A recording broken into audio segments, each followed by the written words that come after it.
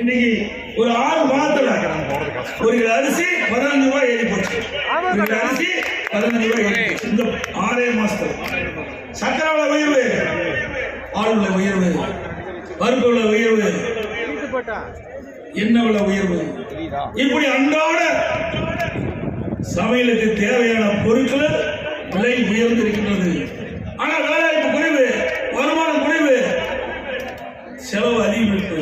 இதனால் மக்கள் திண்டாடி கொண்டிருக்கிறார்கள் வாழ்க்கை நடத்த. இப்படிப்பட்ட சூழ்நிலை தான் இன்றைக்கு திமுக ஆட்சி நடந்து கொண்டிருக்கிறது.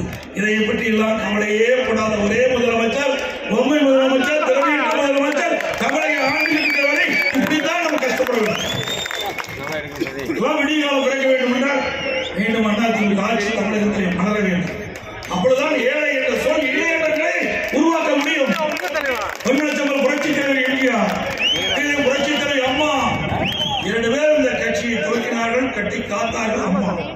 இருவரும் தலைவர்களே அனைத்து அண்ணா திராவிட முன்னேற்ற கழகம் சிறப்பான ஆட்சியை 10 ஆண்டு காலத்தில் இந்த நாட்டு மக்களுக்கு வழங்கியது. விலைவாசி உயராமல் பார்த்துக் கொண்டோம்.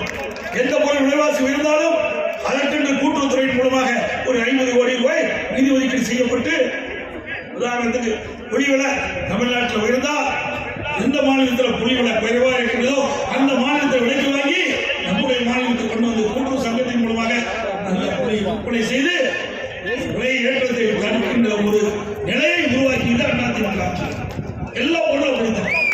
எந்த பொருள் உயர்ந்தாலும் உடனடியாக எந்த மாநிலத்தில் அந்த பொருள் விலை குறைவாக இருக்கிறதோ அங்கே போய் கொள்முதல் செஞ்சு அதை கொண்டு வந்து தமிழகத்திலே நம்முடைய மக்களுக்கு குறைந்த விலையை கொடுத்து இன்றைக்கு விலை கட்டுப்பாட்டுக்குள் வைத்த ஒரே அரசாங்கம் அதிமுக அரசாங்கம். அதோட கொரோனா காலம் ஒரு சோதனையான காலம். ஒருத்தர் பார்க்க முடியாது, எல்லாம் மாஸ்க் போட்டு.